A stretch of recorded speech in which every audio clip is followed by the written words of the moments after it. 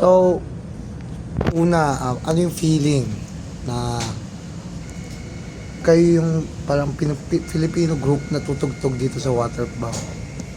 It feels surreal and it feels sobrang excited, nakakakaba, and it's such an honor to be one of the performers, one of the performers na sa pinakaunang water bomb here in the Philippines. Yun po yung nararamdaman.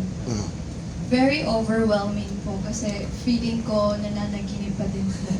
Paano yun? And yun nga po, very honored that we're part of the inaabangan na event in this country ngayon kasi first water bomb po na mangyayari dito sa Philippines. So very excited po to see other artists din po from Korea. Yeah. Tsaka sobrang motivated talaga kami kasi kami yung magdadala ng ng bandera ng Pilipinas. Yeah, Pilipinas! Bomba na! Paano kayo na-line up? May nag-audition ba kayo or something? Actually, internal matters to ng management, so we don't know much about the details. Pero yun, sobrang thankful kami for AQ Prime Music for doing this for us, no? Kasi talagang pinangako nila that this year, they will be preparing something big for this. Kaya naman yun, so maraming salamat. So, under kayo ng AQ AQ Prime Music. Sino yung mga inaabangan nyo sa Waterbank Festival na mga... Marami kaming inaabangan, no? Sa almost lahat ng lineups. Hindi na nga namin alam kung paano i-divide yung sarili namin sa day 1 tsaka sa day 2. No? Kaya sobrang, moreover, siguro mas excited kasi kami dun sa opportunity to be, to collaborate with them kung meron, no? But specifically ako, VVs, yung so kasi talaga G-Friend fan ako from their debut pa lang. Ako sobrang inaabangan ko si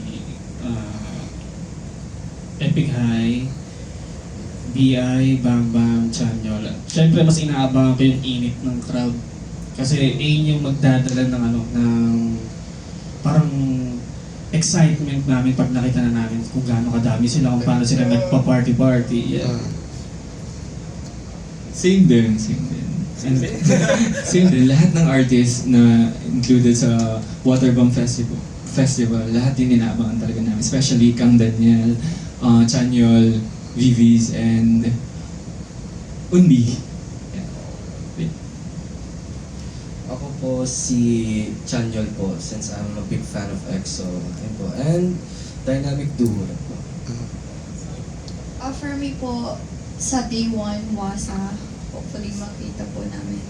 Tsaka si Lee Chaeyeon. At sa day 2 po, yung last act po natin si Jessie.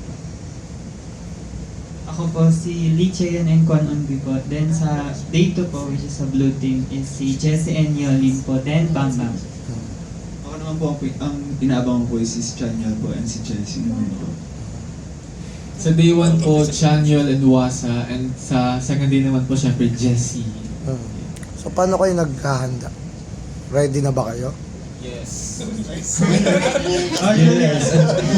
Grabe talaga yung paghahanda namin for this event. Kasi,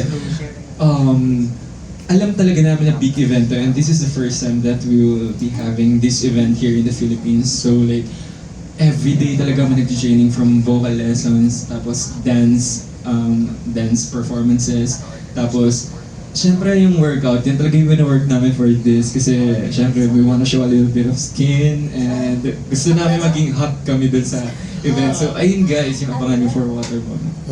Ang dami namin papakita. Like, puspusan po talaga yung training. Sobra. 8 abs. 8 abs! Nandito po yung dalawa.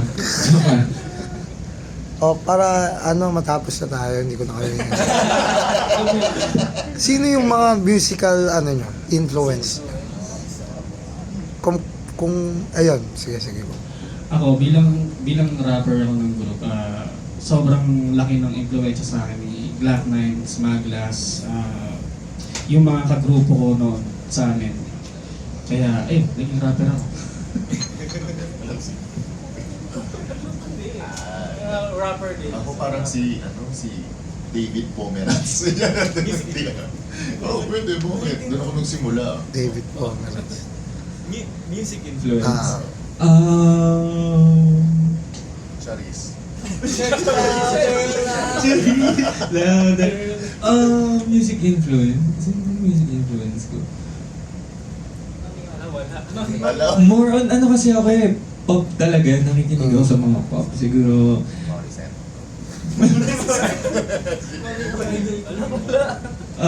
local now, sige, SB19. Tapos international, Western artist, Justin Bieber. Ako naman po, ever since I was a kid, pinapakinggan ko na po talaga si Bruno Mars. Kaya sobrang idol ko si Bruno Mars talaga. And then sa local naman po, yung mga OPM artists like si Addy, si Arthur Neri, and other OPM artists po. Yung mga inspiration ko po sa music career ko. Mine po, local, si Ate Sarah G po. Miss na lang. Kasi she sings and dances din po. Yeah, very well. International po si Olivia Rodrigo because we both write songs. Mag-iba lang ng women empowerment po kasi sa akin. Sa kanya more on like break-up songs and love songs. Which I'm planning to do din po in the future. Siya nga kasi yung influence ko, so siya yung nag-motivate.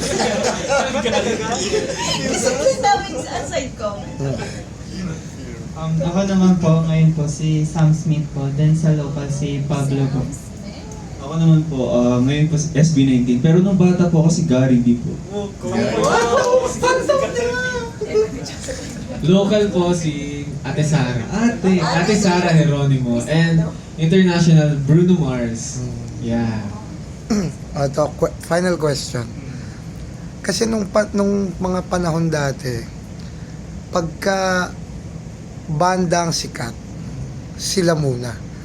Hanggang biglang maglalabas ng rap, magiging rap naman ang sikat.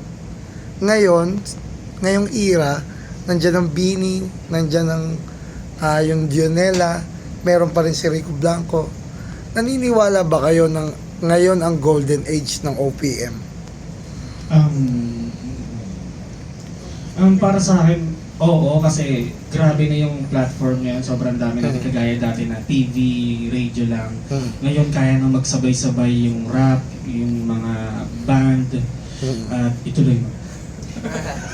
Specifically, let's go over dun sa, syempre, sa genre namin. I think, I agree for P-pop idols. No, so, P-pop or P-pop artists in general. So, like Zayla, P-pop soloist siya. So, dito kasi nag-drive, no, after ng pandemic, parang hindi namin inaasahan na sunod-sunod makikilala or magkakaroon ng spotlight ng P-pop idol groups. So, lalo na ngayon, na-maximize natin, tsaka mas malakas yung media influence at power. So, dito namin masasabi na talaga na unlike before, lalo na sa, specifically again for P-pop idol groups, sobrang hirap magkaroon ng chance para i-engage or para simulan mo yung dream mo na paano kaya ako magiging P-pop idol group? Kasi wala pa dati almost, di ba? Kaya nga malaki ang pasasalamat natin sa SB19 and together with all the P-pop groups na talagang nagtaguyod nitong industriya namin sa P-pop idol groups. So, kaya yun. Dagdag lang din po. Siguro po talaga pong mas nakikilala na rin po yung OPM din yung P-pop po talaga. Because po sa mga collaborations din po ng mga OPM artists, then ng groups, then yung mga fans po ng mga groups po, mas nakikilala din po nila yung mga OPM artists. Then same din po sa mga OPM artists po na mas nakikilala po nila or mas nagkakaroon po sila ng knowledge about sa P-pop. So, yun. Wala na? Okay, salamat sa inyo.